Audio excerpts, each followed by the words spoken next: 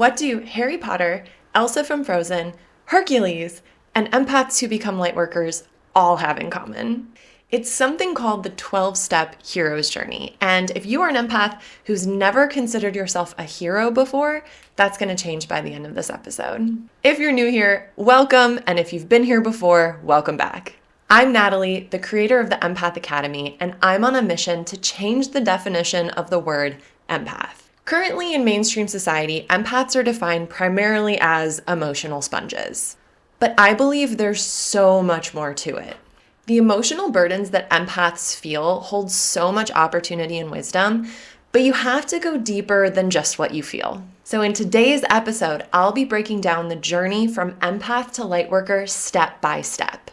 And I'm going to be referencing Harry Potter a lot while I do it, so I hope you don't mind. This journey isn't for the faint of heart, so get comfy, hold on to your emotional support water bottle, and enjoy the ride. So what is the hero's journey? The term was first coined by Joseph Campbell, an American mythologist, writer, and lecturer. He's most famous for his book, The Hero with a Thousand Faces, which was published in 1949. In his book, Campbell breaks down the 12-step hero's journey, which he discovered by studying ancient myths, classic literature, and modern stories. He found that regardless of culture and time period, this narrative template outlines the typical adventure of the archetypal hero. Every story is the same. The hero goes on an adventure, faces and overcomes a crisis, and then returns home completely transformed. I find it fascinating that the hero's journey is such a universal experience of transformation that it transcends time and space. I find it even more fascinating that this archetype fits the empath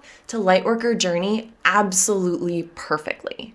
The 12 steps that I'm about to share with you shows up everywhere, including your favorite books, movies, and even tarot decks. Have you ever read A Court of Thorns and Roses? Yeah, that's a hero's journey.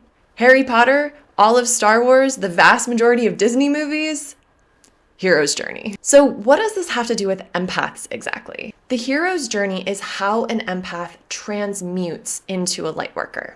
Transmutation is the action of changing someone or something into a different form. Examples of transmutation include a caterpillar transmuting into a butterfly, or a tadpole transmuting into a frog, a tiny seed transmuting into a giant oak tree, or an empath transmuting into a lightworker. So let's break down the hero's journey step by step, and I'll show you exactly what I mean. There's a lot of twists and turns to this thing, so I really hope you stick around until the end.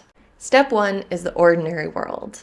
This is the everyday life and routines where the story begins. If we're talking about Harry Potter, we're referring to the broom cupboard under the stairs. Harry's running around, talking to snakes, accidentally using magic without meaning to, and feeling absolutely miserable because of how his family is treating him. He feels like an outcast, and he has no idea that his oddities have anything to do with magic. For empaths, this is the part of the story where we're running around, people-pleasing, taking on everybody else's emotions, and feeling overwhelmed by the burden of being alive. We have no idea that our extraordinary sensitivities are actually our greatest strength. That idea is so far from our minds. Can you think back to how you felt before you realized that you're an empath? That ordinary, routine, everyday life was the very first step of your hero's journey. If you're running around with all those sensitivities and amazing gifts, your life is not going to stay ordinary forever. That's when we get to step 2, which is the call to adventure. This is something that disrupts the hero's ordinary world, such as a challenge or an opportunity that sets them on the path of adventure and change. I like to think of this as the light bulb moment. For Harry, it was the moment that Hagrid showed up at his door and said, "You're a wizard, Harry." Sorry. For empaths, it's that moment where a friend or a therapist or even a late night Google search says, "You know, you just might be an empath." This new identity opens up a whole new world to you, our hero. It validates your experiences. It lets you know that you're not crazy, that this isn't something that no one else experiences. In fact, it's something tons of people experience. You are absolutely not alone in this. So the question is, who will you become now that you've acquired this new level of self-awareness? Well, if you're anything like me and most heroes, you get to step number 3, which is refusal of the call. Initially, the hero may hesitate or resist answering to the call of adventure due to fear or doubt or a sense of inadequacy. Harry didn't believe Hagrid at first when he told him he was a wizard. Totally stunned, Harry was like, "But I'm just Harry." Sorry again. The idea that Harry was a wizard was just too much to take in at first. He tried to resist the call to adventure.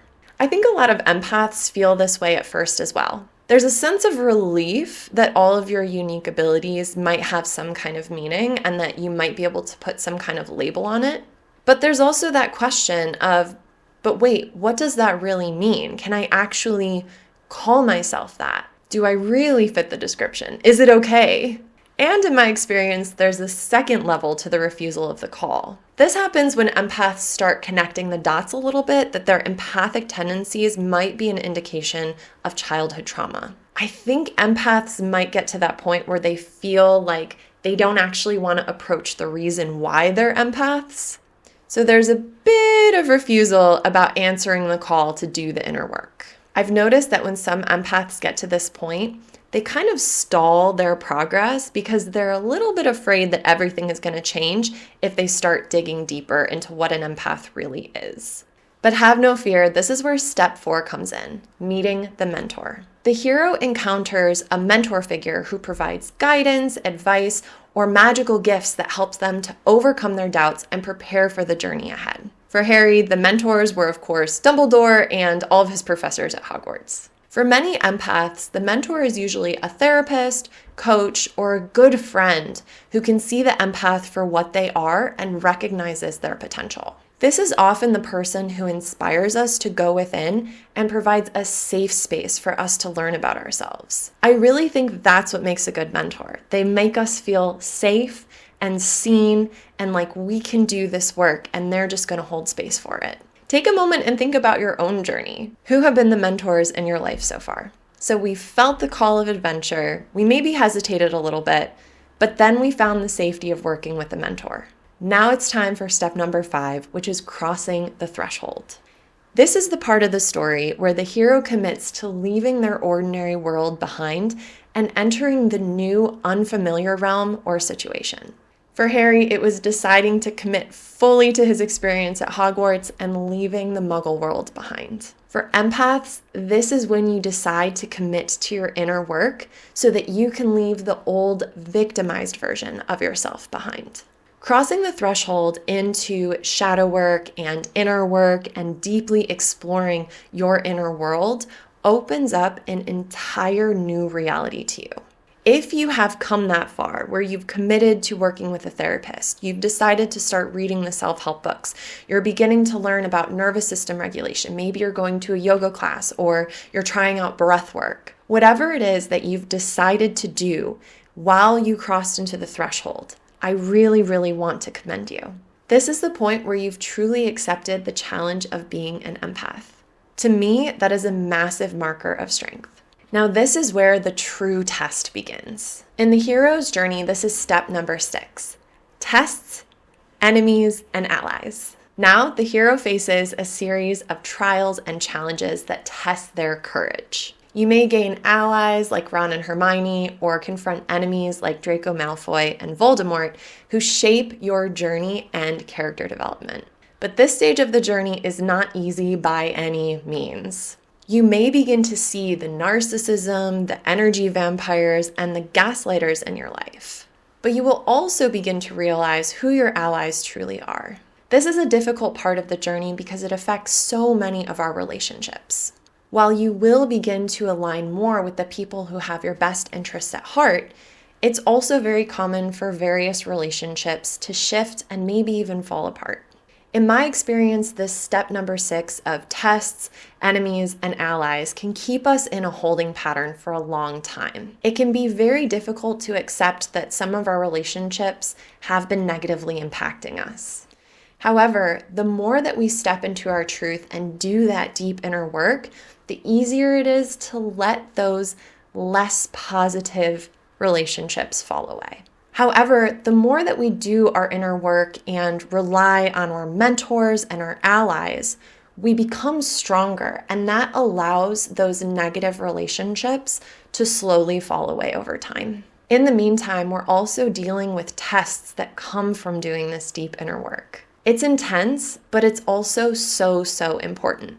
I found that this stage of the journey comes with a lot of amazing highs where we're going, oh my God, I'm healing, this is amazing, and a lot of lows where we go, oh my gosh, I have such a long way to go. If this is where you are on the hero's journey, please don't give up. You're doing really important work. I know that letting go of those relationships that aren't very good for you can be very difficult. But keep in mind that as those old relationships fall away, it makes space for new healthy relationships to take root and grow. So as you continue to confront these tests and challenges and watch the shift in dynamic with your relationships, you will eventually get to step number 7, which is the approach to the inmost cave. This is where the hero approaches a central ordeal or challenge, which is often represented as a physical or psychological cave. Examples of the inmost cave in the Harry Potter series are the Chamber of Secrets, the Shrieking Shack, or the Department of Mysteries. This part of the journey holds the greatest danger and the deepest secrets. For empaths, the inmost cave often refers to the core limiting beliefs that keep you held hostage, such as shame, guilt, and the belief of, I'm not enough. It's the part of the journey where you can finally see the pieces of yourself that are keeping you miserable and stuck. I think it's very important to note that the approach to the inmost cave does not happen until we are ready. All of those tests and confrontations with enemies and allies along the way get us prepared to finally approach the inmost cave. Approaching the inmost cave is, of course, extremely scary, but I have found that this is the core root of the transmutation process from empath to lightworker. I don't believe that empaths can bypass this step of the journey. I think that in order to truly become lightworkers, we have to get all the way into those deep, dark crevices. As I've mentioned in the past, lightworking is not about spiritual bypassing. Lightworkers are powerful because they understand the shadows and the caves and the deep, sticky corners of the human experience. As we bravely approach the inmost cave of our psyche, we are building so much strength and courage for ourselves. And this is when we get to step number 8, the ordeal. This is the moment when the hero confronts their greatest fear or undergoes some kind of significant crisis. This ordeal tests them to the utmost and provides a pivotal moment of transformation and growth. For Harry, this crisis is, of course, his various confrontations with Lord Voldemort. For empaths, the ordeal typically appears in the form of some kind of trauma integration. It's the moment when we truly confront the deepest parts of our shadows. Again, I have found it to be the exact same Lord Voldemort for empaths every single time. Shame, guilt, and the feeling of I'm not enough. The beauty is that with the proper mentorship and support, these dark shadows can be integrated into the whole. They can learn to be accepted and released. At the same time, we can find the medicine within them. I know that might sound crazy, but I'm absolutely convinced that the darkest shadows we carry around with ourselves actually hold our most potent medicine. When we can learn to extract the juicy purpose that comes from these parts, we can set ourselves free. Unfortunately, going through the ordeal is part of this. Empaths often end up going through an identity crisis at this stage of the hero's journey. It's the moment where you must face the truth. Your old patterns and identity are no longer working for you, and you must shed the old way in order to step into the unknown. But don't worry, that's where step number 9 comes in, the reward. After overcoming the ordeal, the hero receives a reward, which could be an object, knowledge, insight, or some kind of power. Harry received the Sorcerer's Stone, the Sword of Gryffindor, and ultimately, freedom from the Horcrux that lurked inside of him. For empaths, the reward is the insights, growth, and wisdom that you receive from confronting these deep shadow parts of yourself. The reward involves finding the purpose and meaning in the ordeal. This results in authenticity and the activation of your spiritual gifts. It often offers a deeper connection to your spirituality and your higher self-consciousness.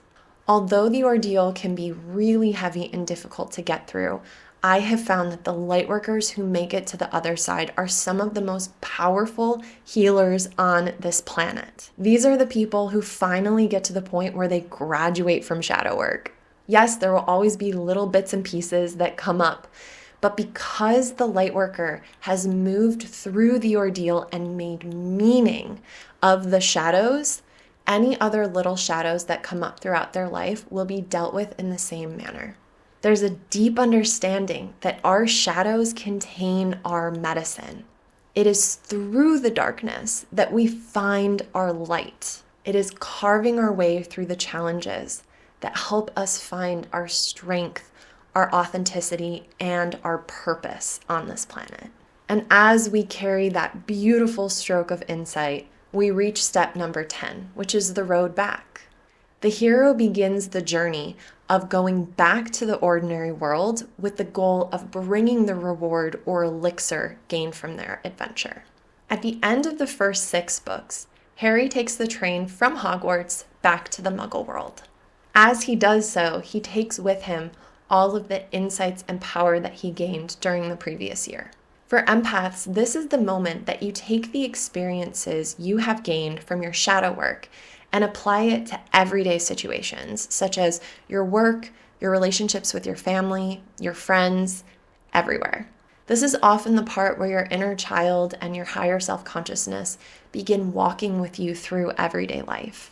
You have so much more awareness of your strength.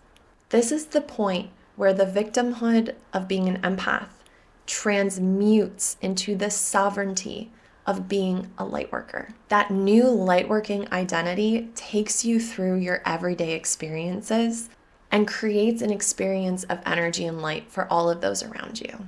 Your new identity is step number 11, the resurrection. Having overcome the biggest, deepest challenges and obstacles, the hero is reborn. In the Harry Potter series, Harry literally comes back from the dead. As an empath, you have finally awakened your gifts and set yourself free from trauma and limiting beliefs. This is where you resurrect with the new identity of a lightworker. Your identity has shifted from someone who absorbs negative energy into someone who radiates positive energy outward. You've been so brave, so courageous. You've approached the innermost cave. You've overcome the ordeal and you've walked away with the elixir that you get to share with the world. And this brings up to the final step. Step number 12, return with the elixir. Having survived the ordeal and the personal transformation, the hero returns to the ordinary world with the elixir or the newfound wisdom. They bring back something valuable to share with the community, bringing closure to the journey and inspiring positive change. Harry brought back freedom from Voldemort's reign of terror to the entire wizarding world. As an empath, you bring back your lightworking gifts and healing abilities that you can share with the world. Whether it's coaching, mentoring, energy healing, or simply holding space, you return from the hero's journey with authenticity and lightworking gifts that are your birthright. So where are you on this journey from empath to lightworker? Are you stuck? Or are you currently moving forward with ease? Wherever you are, I want to congratulate you for accepting the call to adventure. As I mentioned at the beginning of this episode, this journey is not for the faint of heart.